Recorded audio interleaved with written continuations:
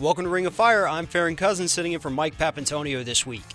Coming up on today's show, we'll find out why almost nothing is being done to increase the safety of oil trains, even as accidents continue to become more frequent. We'll be talking about wealth concentration and how the top 1% have created a financial system that sucks money away from the working class. And we'll find out why the feds keep funding charter schools even though the entire infrastructure is riddled with fraud. We have all that and more coming up, but right now, you've just stepped into the Ring of Fire. You can't change Washington from the inside. You can only change it from the outside. Grand jury secrecy rules. For political gain. The press can find out. That has nothing to do with politics, but go ahead. It wouldn't bother me. Oops.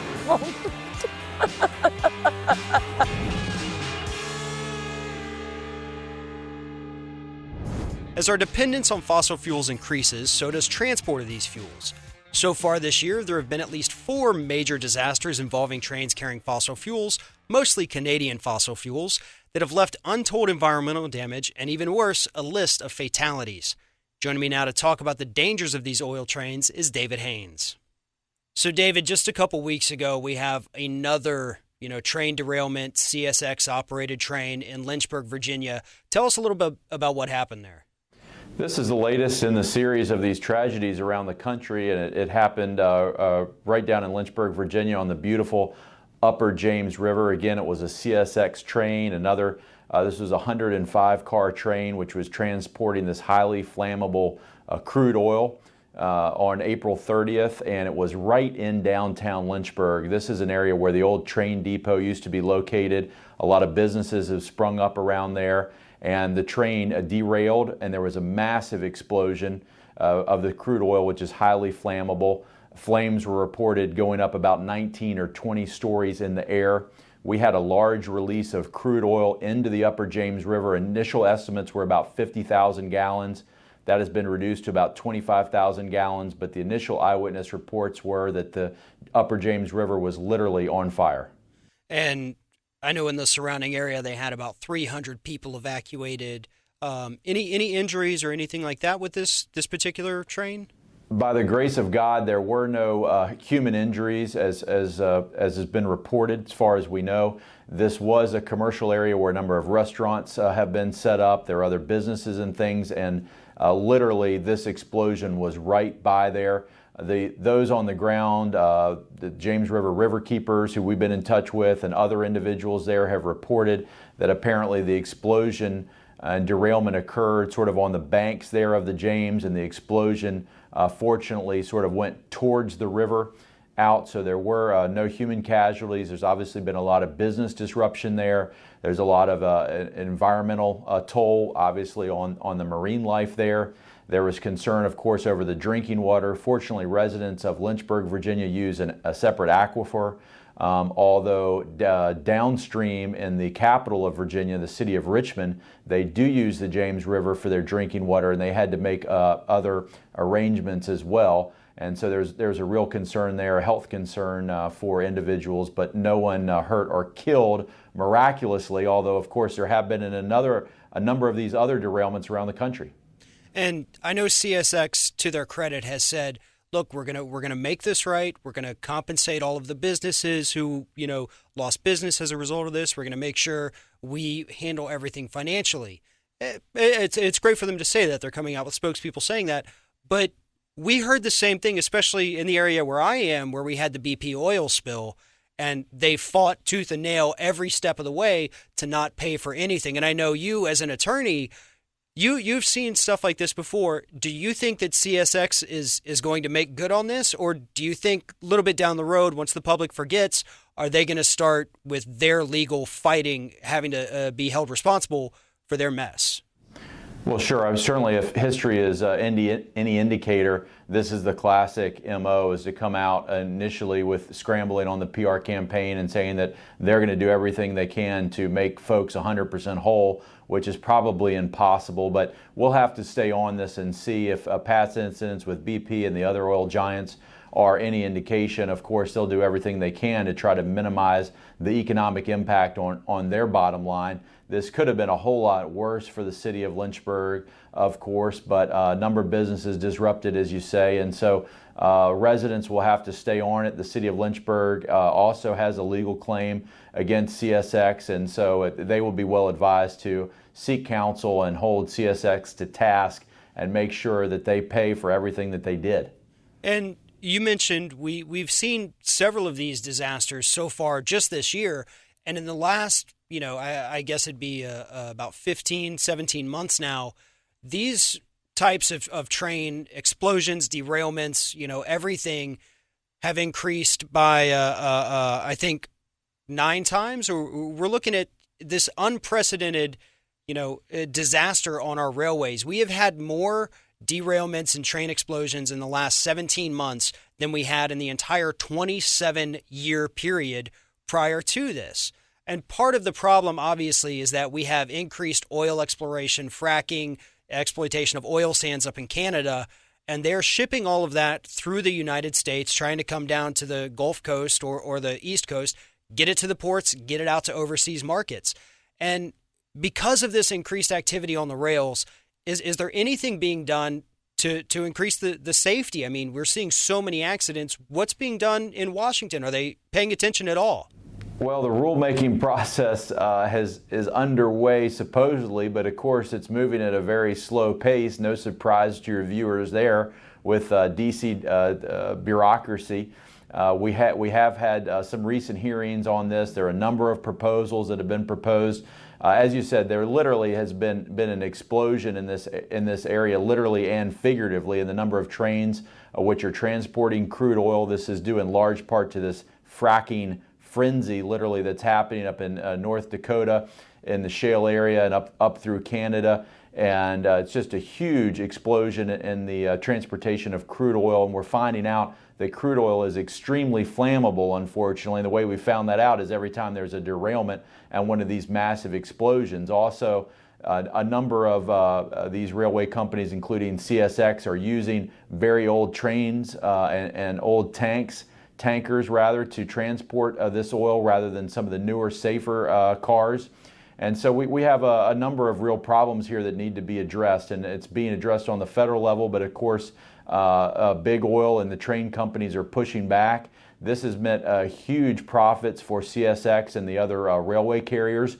But the interesting thing, even the huge increase of these transportation of this oil through our communities, along our rivers, through our downtowns and small towns, local government officials, law enforcement, first responders have no idea what's going on and what is on these trains that's being transported. So when we have an incident like this, they're left to scramble essentially, because the railway companies are under no obligation to tell them that literally we have a bomb train of 103, 105 cars, which is going right through downtown, right by a parking lot, right by businesses, and we find out often until it's too late.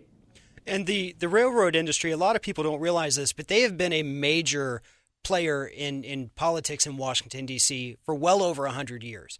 They were one of the first lobbies to come out and go to Washington many decades ago and get their rules, essentially taken away. And since they're not as popular anymore, we have, pipelines to worry about. We have airplanes to worry about. We have automobiles. This particular sect of American business operates without very much oversight because people aren't even paying attention. But now that we're starting to see accidents, Washington, just as ever, is having to become reactionary. And I know specifically there has been a rule that's been stalled in Congress for about 40 years to address the issue of railroad safety. It was reported on desmogblog.com, and for 40 years, this regulation that would help rein in some of this, corruption, provide some oversight, has been stalled. And that's just so typical of Washington these days. They don't do anything, and they say, well, we're working on something. We're working on something. When you have it sitting on your desk for 40 years, you're not working on it. You're not paying attention. You're going to keep going. You're going to let the train industry, you're going to let the oil industry continue to pump money into politics and delay. Absolutely. I mean, you're right. They're very well represented on Washington. Just they don't want any oversight. They don't want any regulation. They're not concerned about safety. Of course, they're concerned about the bottom line.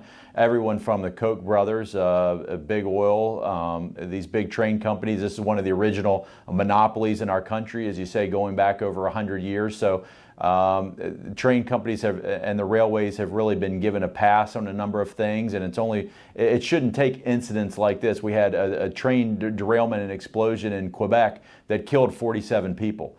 Thank God we didn't have that situation in Lynchburg, but it easily could have been that bad. And we just can't wait for things like that to happen before we wake up and begin to put appropriate safeguards in place to protect our communities. These old rail lines are literally going through every small town in America practically, and we have no idea that these are the so-called bomb trains that are coming right through your community, and their lobbyists are basically pushing back so that they can increase their bottom line. There is a frenzy going on for this new crude oil, and obviously we need to be looking at alternative energy sources here and begin to decrease our dependence on these, this carbon basically based energy. That's such a great point. We are spending all this time. How do we make these bomb trains safer? How do we make a Keystone pipeline that's not going to leak? And everybody is ignoring the giant elephant in the room, which is, when can we get this country off of fossil fuels? David Haynes, thank you so much for joining us today. Thank you, Farron.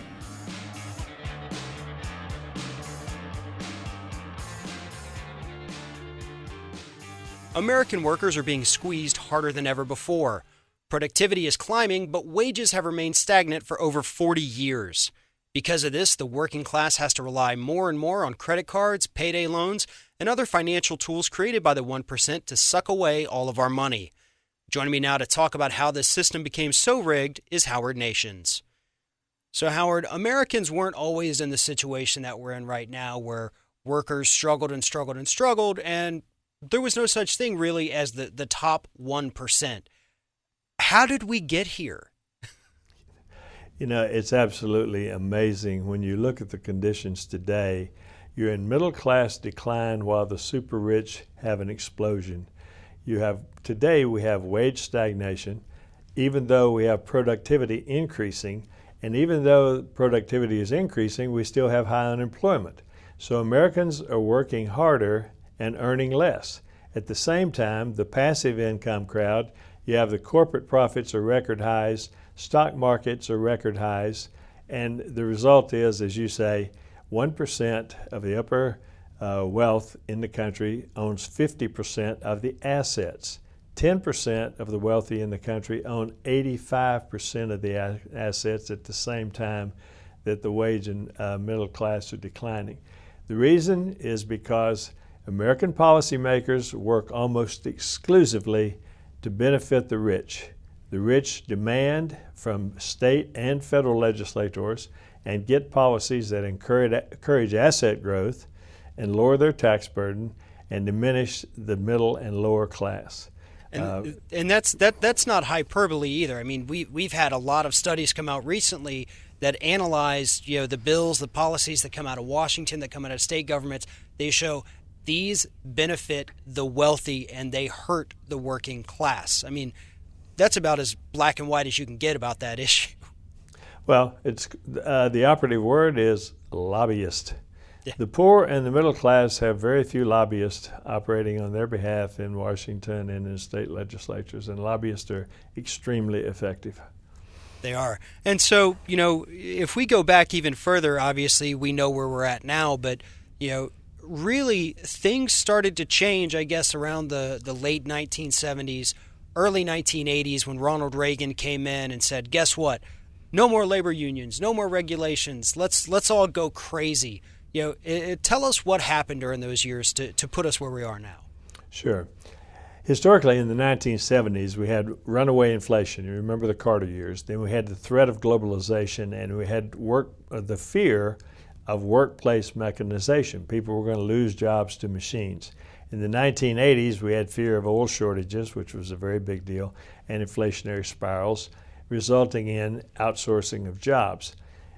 Machines and computers started replacing workers, but at the same time, government foreign policy was focusing almost exclusively on access to oil. Domestic policy was all concerned about quashing inflation. But at the same time, there was something going on behind the scenes, which is a very big factor today, which was disguising the fact that wages of the middle class were stagnating in the 70s and 80s. And a very big political choice had to be made, a philosophical choice of the way to move the country. You could either move to the left and do that by providing protection of the workers, protection of the labor unions, and redistribution of wealth, or they could make a hard move to the right, which would mean you enhance the asset-based economy and diminish the wage-based economy. And this began literally, the first thing we can find on it is Reagan, not surprisingly, in a 1975 speech said, roughly 94% of the people in capitalist America make a living through wage or salary. Only 6% are true capitalists who derive their income from ownership of a means of production. We can win this argument once and for all by making more of our people capitalists. So he set about to make more people capitalist, in other words, to make us an asset-based country as opposed to a wage-based country. This was a very easy argument in the face of communism. It was. I mean, communism played a huge role in all of this because they said, look, as you pointed out, you can move to the left or you can move to the right. And they painted the picture as if you move to the left, we're entering commie territory. Right. You know, we can't be like them. Those are the enemies. Those are the bad guys. We have to move further to the right. And so the American public, again, just like every policy basically has been sold to them, is based on fear. You know, everything during the Bush years was based on fear, and it goes back to this. You know, we were afraid of inflation. We were afraid of gas shortages. We were afraid of losing our jobs to machines. And so they said, look, we can do this. It's going to solve all our problems. Everything is great. And as we can see, obviously, everything turned out not so great for us. Well, Reagan set the standard, which is still being followed today very, very prolifically in the Republican Party, the standard by breaking the unions. You remember the big fight with the air traffic controllers. Reagan broke the air traffic controllers union and set a model for that. That was the exemplar. The unions protect the middle class, and the war continues today. The second thing they did was to the middle class investment. They got the middle class to invest in real estate and stocks, and they used their political levers to inflate values. And by doing that, by making it appear that the middle class still had wealth by the value of their homes and by the fact that they were in the stock market, they didn't pay so much attention to the fact that their wages were actually stagnating. The third thing they did was lower the cost of domestic goods through outsourcing. Again, if your goods cost less, it diminishes or disguises the effects of diminishing wages. And so then the methodology by which they implemented all this, the middle class was taken out of defined benefit pension funds and put into 401ks and stocks. And that gave them the feeling that they had a big interest in the stock market. In the meantime, that made the financial sector grow, which is the source of the 1% passive incomes.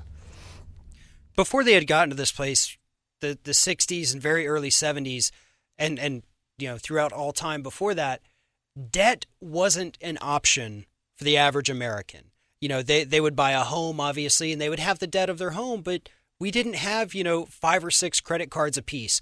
We didn't have student loan debt. If you weren't from a family that could pay for your college, or if you didn't, work your way to pay those bills, you didn't go.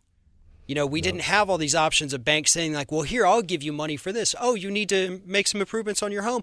Let me give you some money for this. You're going to pay me back 15%, but don't worry. We can give you money. And today we just take that as a way of life, but this is a relatively new phenomenon, isn't it? It is, and the debt is definitely a way of life now, but it came about, as you said, in the 70s, and it started in the 70s and 80s.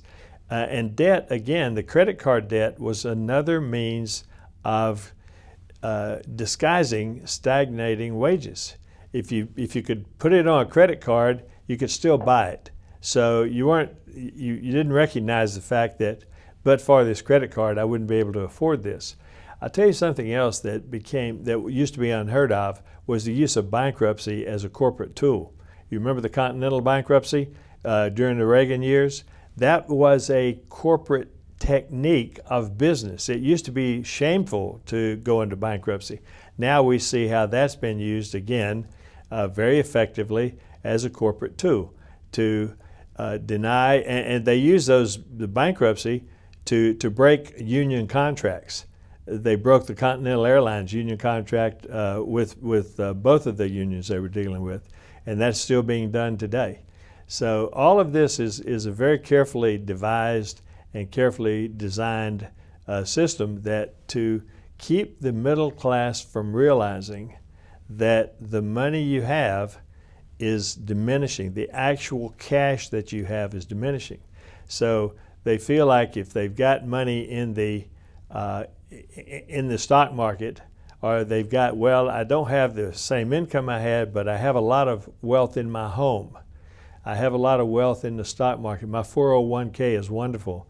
Bush even tried to get people to put their Social Security into the stock market. Can you imagine what a catastrophe that would have been? Right. But the whole idea was, and it worked, because it created a more capitalist society. It successfully hid the decline of the middle class, and it mitigated public discontent over wages stagnation. And one of the biggest, I guess, scams throughout this whole movement was the fact that, when you had Bill Clinton come in and implement NAFTA, this was sold to the public as, look, this is going to reduce the cost of goods. You're going to go to the grocery store and you're going to spend less money because we can get these cheaper goods. But what they didn't tell people, what corporate America knew, what Bill Clinton knew, what the Republicans in Congress knew, was that this is going to benefit the top 1% and it's going to kill jobs here in America. And that's exactly what's happened. It happened with NAFTA. It happened with CAFTA. It's going to happen with TPP, because no matter what anybody says, based on the current makeup in Washington, D.C., I have no doubt that TPP is going to happen. And we've already got trade agreements coming on after TPP. TAFTA is another one. And they're going to keep coming. The top 1%, they're not going to lose their power in Washington because nothing ever really changes. We get an Elizabeth Warren, we get a Bernie Sanders, but, one person, two people against all this money, I don't like those odds. No, the other people who knew that the NAFTA and all these trade agreements would be very bad for the middle class in America were the labor unions.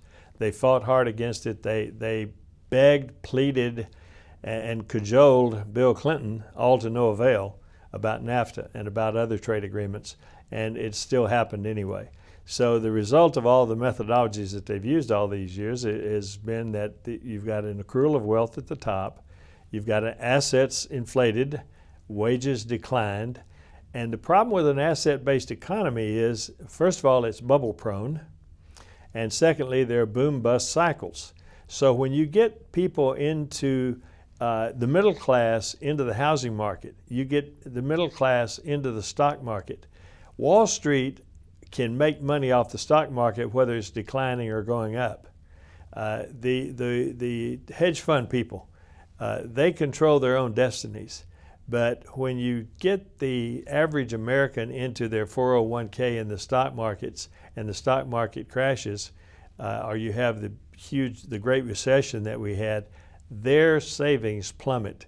So the wage stagnation finally is being recognized. Housing prices are skyrocketing. Household debt is at a record high. And today, half of Americans have no savings. They live paycheck to paycheck. So this is the result of all this that started with, you can go back to Reagan's speech calling for it in 1975. Well, congratulations, you got it. And this is exactly what the top 1% has always wanted. Howard Nations, thank you so much for telling us the story today. My pleasure, friend.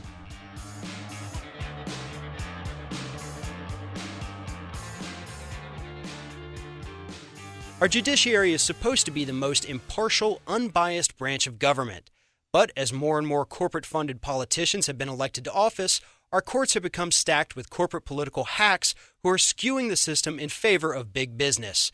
Even worse, when these judges and federal attorneys leave office, they typically go work for big business, creating a disgusting revolving door that is polluting our legal system. Joining me now to talk about this is Seth Katz. So Seth, judges supposed to be impartial. We trust them. We put everything we have in them. But it turns out, just like every other branch of politics, they're just as susceptible to corruption and being money hungry as the rest of them. Farron, at the appellate level, these judges have the ability to really influence corporate earnings and even influence an entire sector. So the appearance, even if there's no true conflict, even the appearance of a conflict where a judge rules on a case where one of the parties that's before them is a company in which they own stock is a problem. It's a problem for America. It's a problem for the judicial system, and it really can undermine the public confidence in our judicial system. And that's really something that really needs to be avoided at all costs. I think about a week or two ago, we had this new study from the Center for Public Integrity that showed us that even though judges are supposed to recuse themselves from cases in which they have a financial stake, for instance, if they're trying a case or presiding over a case that has to do with Johnson & Johnson, if they own Johnson & Johnson stock, they're supposed to recuse themselves. But according to this new study, that's not always happening, is it?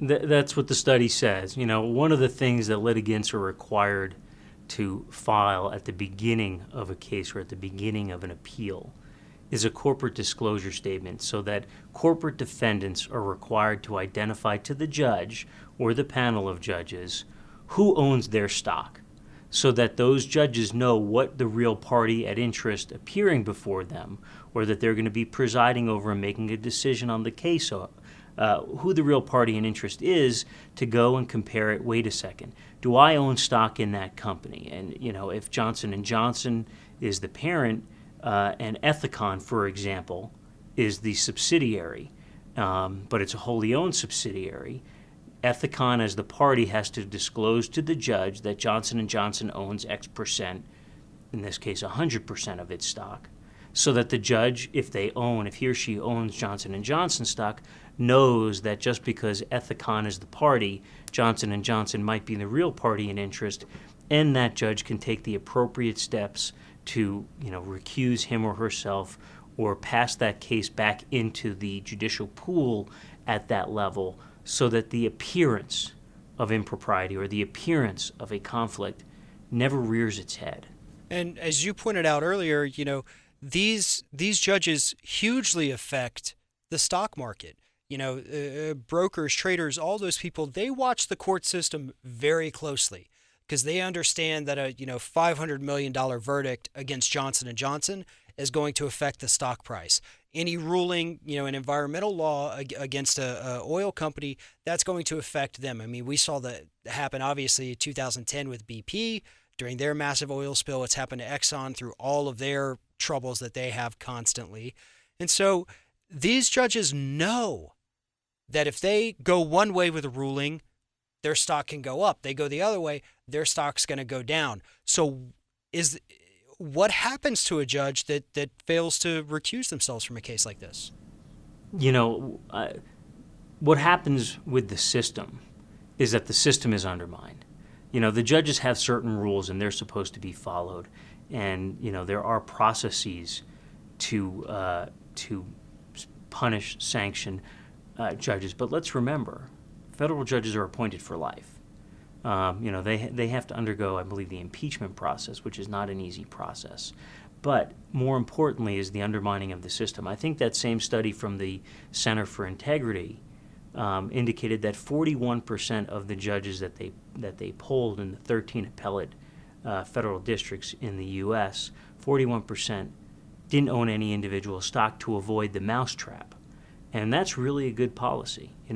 The judges at the appellate level in the federal courts in this country are, majority of them are male, a majority of them are white, a majority of them, I think 20% are from an Ivy League law school, and a majority of them are over 65. I mean, so that is the demographic that really has the economic wherewithal to participate in the stock market in a large degree. So that's the exact demographic that really should be taking every step to avoid the appearance of a conflict of interest. I mean, a conflict of interest should not slip through the cracks at that level. Right. And that demographic you just described, minus the Ivy League education, that's basically the same as the Republican Party's base at this point. But Yeah. let's go even further. It's not just the appellate courts. Even though, I mean, these judges at the appellate level are basically a heartbeat away from a Supreme Court appointment. And so they are. And Farron, the appellate judges, they have an important role in our judicial system, and they largely do a very good job at their role. But the system really requires that they avoid any appearance of impropriety, because you're right. Most presidents look to the appellate courts when they're going to nominate a new Supreme Court justice. So to the extent the appellate courts can impact the stock price of a company, the Supreme Court can do that across a sector to a greater degree. Right. And when we actually move a little out of the court system and we go over to the Justice Department, we're seeing a similar thing happen there with this, entire judicial revolving door, where you have these U.S. attorneys, state attorneys, all of these folks. People wonder why we haven't gone after Wall Street with the vigor that we thought Obama and his Justice Department would. And there's a very good reason that these attorneys haven't gone after them. Isn't that right? There is. The jobs as U.S. attorneys or assistant U.S. attorneys, those are coveted jobs by young lawyers. It gives you a lot of experience, gives you a lot of exposure. It gives you access to a lot of different people in the private sector. And, the vast majority of public sector lawyers ultimately do move into the private sector, whether it's at the state level or, as we're talking about, the federal level for the Department of Justice. And where are they going to go? Well, they're going to either need to go or either want to go to, a large law firm where their salary can increase exponentially from their government salary, or in-house at a corporation where likewise their salary and stock options can increase their total income significantly above where it is when they're working in the private sector. It used to be that a lot of U.S. attorneys, when they left the public sector, went and opened small criminal defense practices. That's not the case anymore. According to the recent statistics, the vast majority that are deciding not to become career prosecutors, career employees, and lawyers at the DOJ are going to the largest law firms. And if they are going to be prosecuting that law firm's clients, while in the Justice Department, it might dampen the ability or the perception that they can get a job at that firm afterwards. Right. And, we've seen a lot, specifically this very, very corporate law firm of Covington Burling. That's where Eric Holder came from. There was just a judge, I believe in New York, who left the bench to actually go work at Covington Burling. And so that's the problem is, it's easy money. It's money that is assured to be there. Whereas, if you go into the practice of mass torts, you may win, you may lose, you may not get those massive paydays. They're going for the easy money, the low-hanging fruit, and they're going where they know. And unfortunately, that is back to corporate America. Right. Seth, thank you so much for telling us this story today. We appreciate having you. Farron, always a pleasure. Thank you.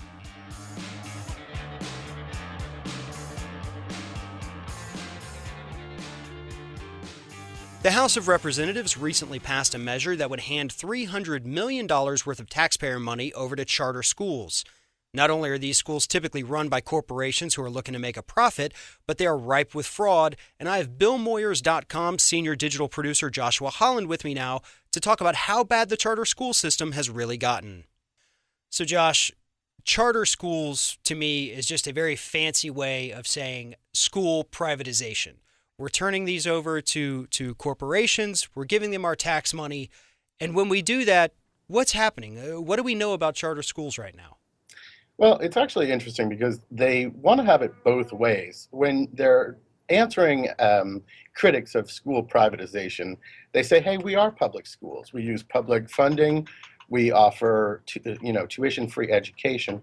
But when it comes to oversight, when it comes to transparency, the story changes, and they say, "We're private organizations, and we have our proprietary secrets." And the result, and I think this is somewhat predictable, is that we've created a huge honeypot of public funds, very lightly regulated. There's very little oversight. Some states do actually have strict oversight, but in all too many states, they don't. And of course, the consequences are somewhat predictable. There was a report out last week by Integrity in Education and the Center for Popular Democracy that found that in 15 states, just 15 states that they looked at, they found $140 million in public funds that were lost to fraud, waste, and abuse.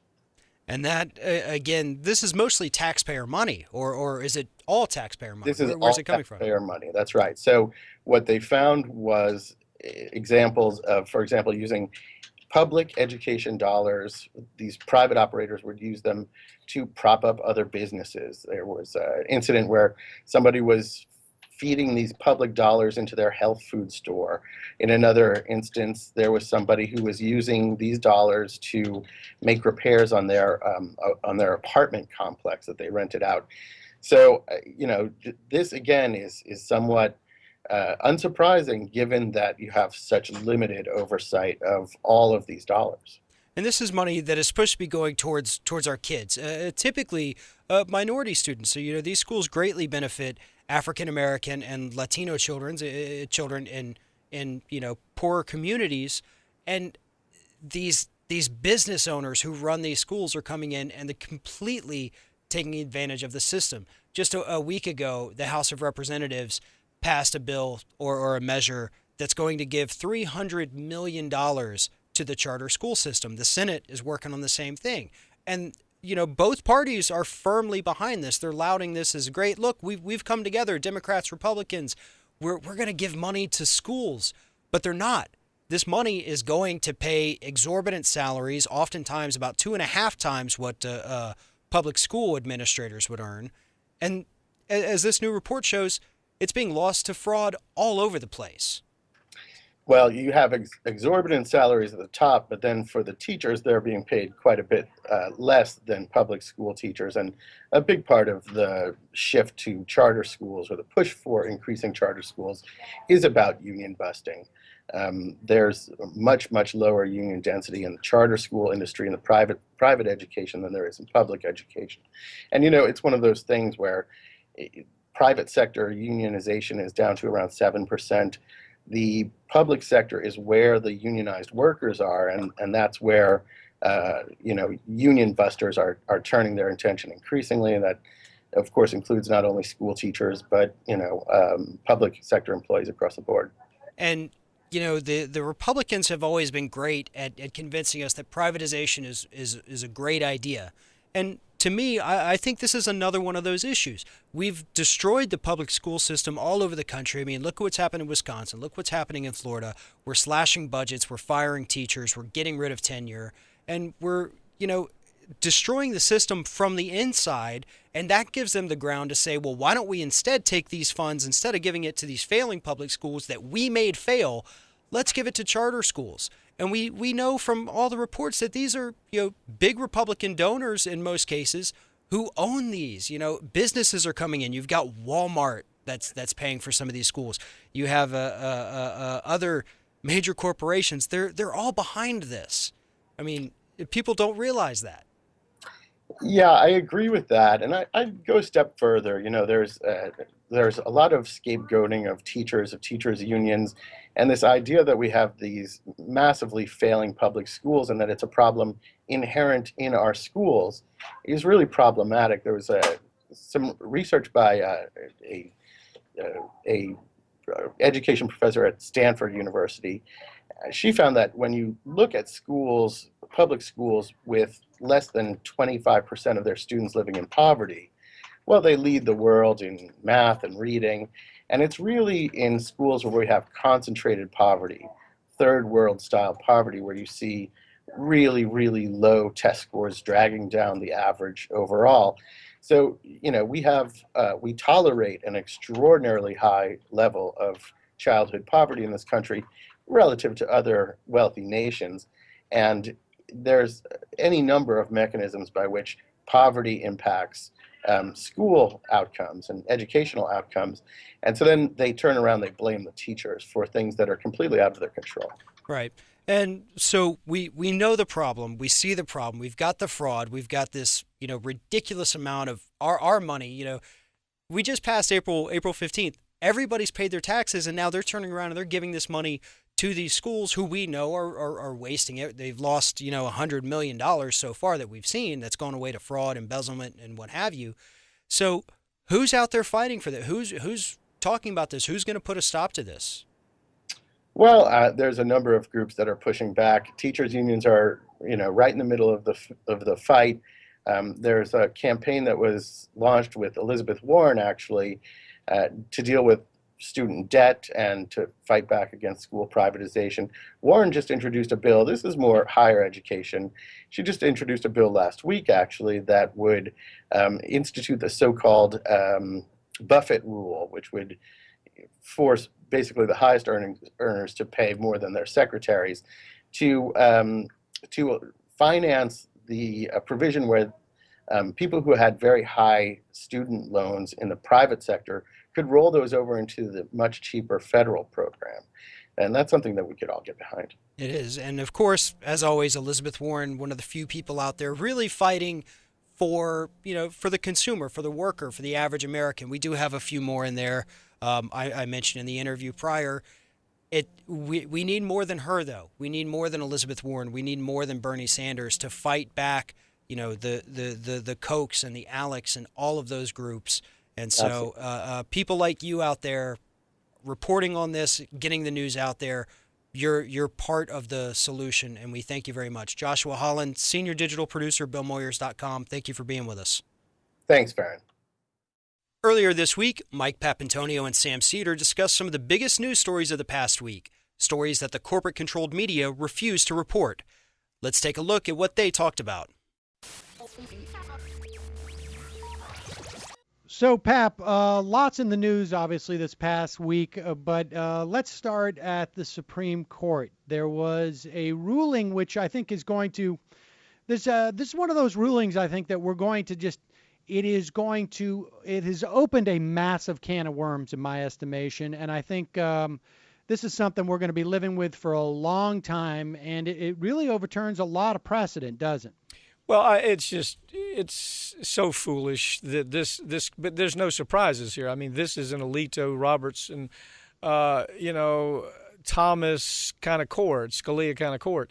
And I want to talk about that in just a second. But first of all, this ruling, what it does is it just basically says that, the institutions of government does not belong equally to every faith. I mean, that's really what this means. It's going to exclude non-believers. It's going to exclude everybody who's different from Christian. I think the ugliest thing about this is, that, again, how dense Kennedy is. That's probably the biggest disappointment. For a while, there was this notion that Kennedy actually had a brain, but, it's pretty apparent he doesn't. He actually came out and says that, that the prayer that's going to take place is going to comport with our traditions. Now, those are his words. In other words, as if he doesn't understand what the whole Establishment Clause is about. Well, Pap, let's just back up and just tell people the broad outlines of the case. This dealt with basically town or council meetings in Greece, New York. Right. And what was the issues here? Well, the issue was that they wanted to start every meeting with a prayer. And they've had this long history of already fighting it back left and right, where you have Muslim people live there. You've got non-believers there. You have non-Christians of every kind. You say, wait, what are you talking about? We're taxpayers too. And why? And this court said basically they can leave the room. I mean, that's what this court said. If there's going to be a Christian prayer and they say they're not Christian, well, then they can just leave the room. That's how we were meant to do all this. Then to make it worse, Sam, then you have Alito, who is, honest to God, he has become the court clown. It used to be Scalia, it used to be Thomas. Now Alito has become the court clown. He attacks Kagan, who comes out and says, Kagan, of course, is an appointment by Obama. She comes out and says, what are you guys talking about? Don't you know that we have something called the Establishment Clause? And it's a fundamental part of the Constitution. And it says that you can't do this, basically. It's the thing that gives us the separation between the church and the state. Well, Alito comes out and says, well, this kind of snarky kind of statement about Kagan. Well, she's really being quite niggling is his term. She's really being quite niggling and not very imaginative in how this whole thing works. Well, to me, Sam, the backstory of this case is what the case is about. It's not about the fact that they made a horrible ruling. They know they made a horrible ruling. The next thing that happens is we're going to have judge ordering a courtroom to rise and give a Christian prayer before a trial, regardless of whether the people on trial happen to be Muslim. You're going to have local polling places that they have to join and enter there. You have to engage in an official Christian prayer. That's where this is going. And that's the whole idea of the Establishment Clause. But here, Sam, here's what the case is about. And I want to talk about this a little bit. I want you to talk about your next, the thing that bugs you the most. But this is one that really, really gets beside me. We think that we're so confused about this idea that we think that these judges like Alito or Roberts or Clarence Thomas, that we think they made it there because they had remarkable intellectual talent.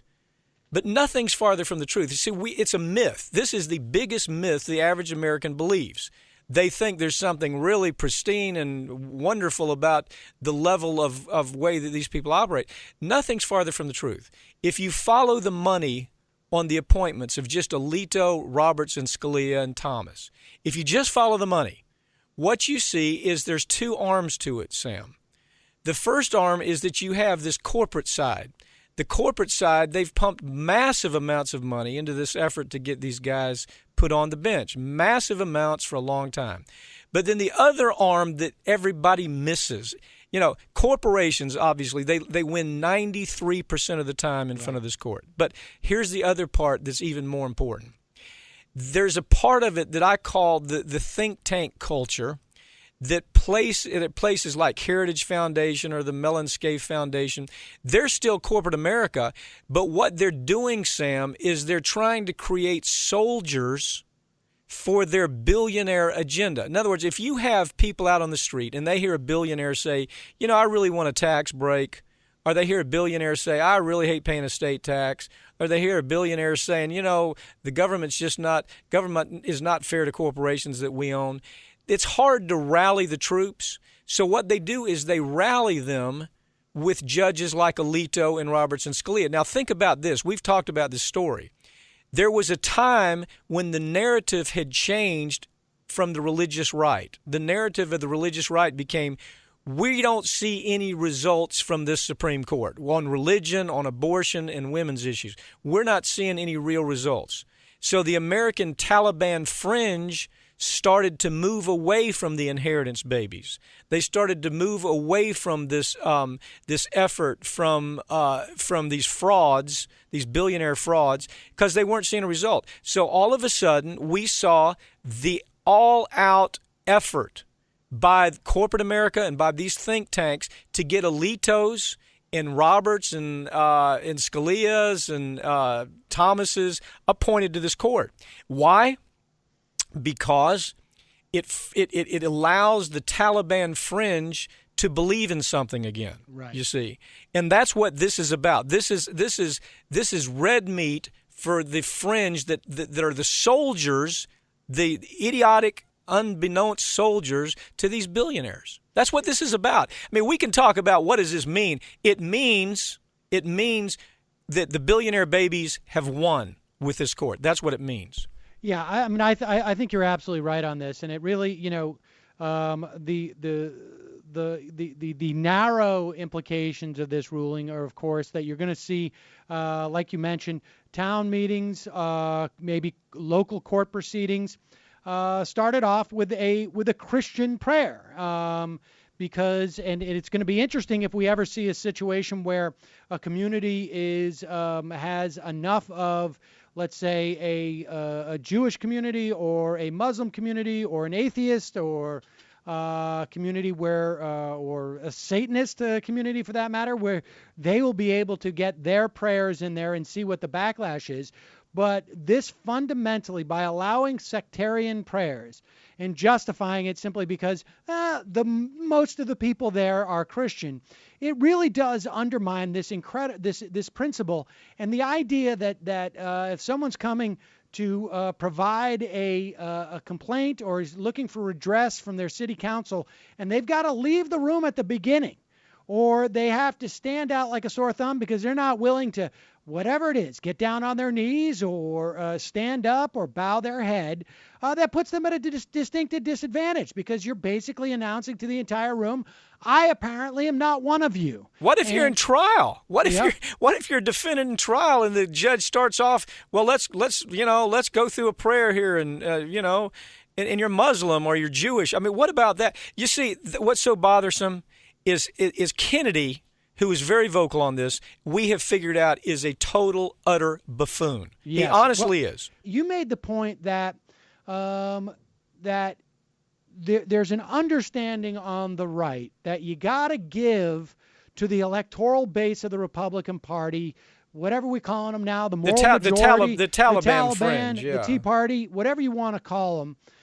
You got to give them their socially conservative, their radically regressive conservative values. You got to start giving it to them in dribs and drabs so that you can pave the way for the real agenda, which is to make the Supreme Court very hostile to individuals as opposed to corporations, to corporations as opposed to government's ability to work on behalf of average citizens. I mean, I think that's a great point. I don't think people fully understand that. Yeah, Sam, if you go back all the way to the first time this was all organized, the 70s, they called it the Sagebrush Rebellion back then. It's had many iterations. But here's what the billionaire inheritance babies understood. They understood that you can't get the average guy on the street excited about coming to their aid, right? You just can't do that. So they didn't have foot soldiers. So the way you get foot soldiers is to do what Lee Atwater did in the Southern Strategy. But they've taken the Southern Strategy is a small part of it. The foot soldiers come from Second Amendment gun issues, religious issues, abortion issues, those types of issues that get the Taliban religious fringe all upset. Then they have their foot soldiers. In other words, if you take Thomas Frank when he wrote What's the Matter with Kansas, what he was saying there was they were successful in Kansas in getting the foot soldiers. These people that were going forward with these efforts were so frigging stupid. I'm talking about the foot soldier. They would look across the table to their child and say, I'm sorry, we can't feed you today because corporation won't pay me, or I lost my job with outsourcing, or whatever the issue may be. But they would say, oh, but here's the good news. We have the right to say a prayer in school. Right. So the foot soldiers are these Taliban fringe types who are so frigging stupid that they don't even understand how the Coke industry or how Richard Mellon Scaife or any of these gazillionaires are using them as nothing more than the vehicle. Now, this ruling that Alito gave them and the majority gave, the reason that was so important is because the money that went into putting a guy like Alito, who is woefully unqualified, or Roberts, who is just very second-rate where it comes to ability, or certainly Scalia and Thomas. See, we think of these guys as being these great minds. They're not. They are not. Trust me. Go back and look at their history. They simply were there as a plant for corporate America, and now it's all being paid back. And this payback is corporate America in the sense that it chums up and it says to the foot soldiers, yeah, you see, stick with us, vote with us, and we're going to make sure the Supreme Court gives you these issues on religion and abortion and women's issues. And that's how this all works. And I would even go further by saying that part of the reason, or not part of the reason, I mean, a big part of the reason why so much of conservative talk and so much of conservative agitation is a function of these cultural values. The reason why they always want to create this culture war, even though it's quite explicit that they're losing, whether it's homophobia, whether it's racism, whether it's about religion, whether it's about all of these, whether it's about guns, at least in terms of losing, in terms of the number of people who own guns.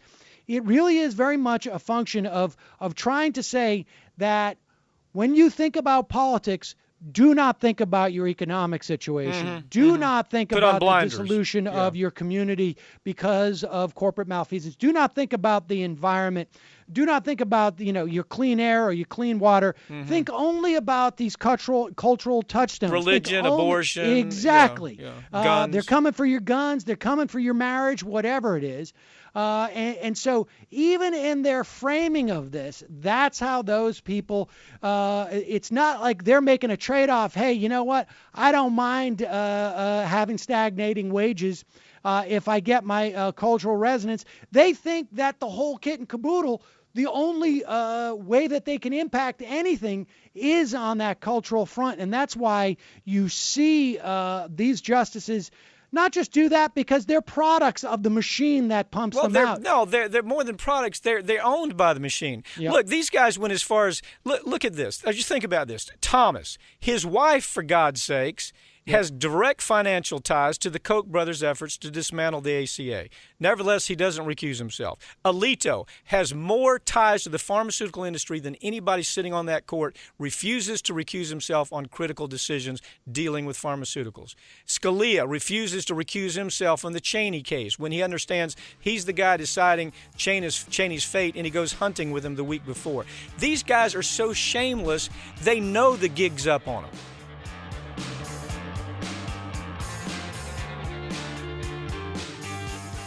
That's it for this week's Ring of Fire, but you can keep up with us throughout the week online at ringoffireradio.com, on Twitter at Ring of Fire Radio, and on Facebook.